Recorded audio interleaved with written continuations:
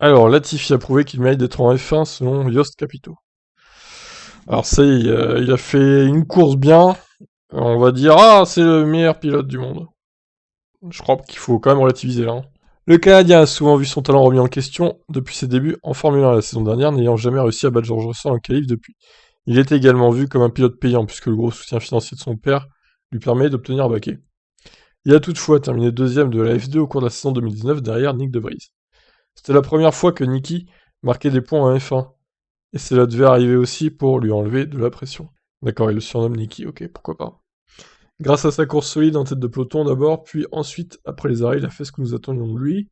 Je suis sûr que ce résultat sera un gros coup de boost pour lui, et que cela lui donnera beaucoup de confiance. Se qualifier derrière Georges, mais finir devant, est certainement une grande motivation pour lui.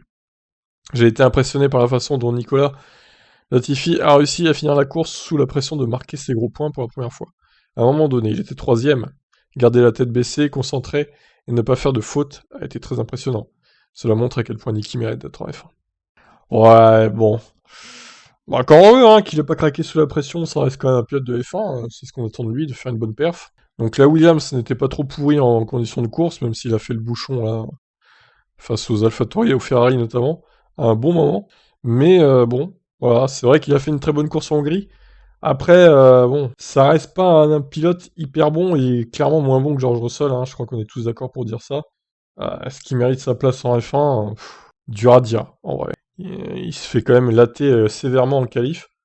En course, c'est un peu moins pire qu'en qualif par rapport à Russell, mais c'est pas non plus la panacée. Hormis la Hongrie où il a sorti une course d'anthologie. Ce sera peut-être la meilleure course de sa carrière pour le coup. Donc voilà. Qu'est-ce que vous en pensez de Nicolas Latifi? Bye bye.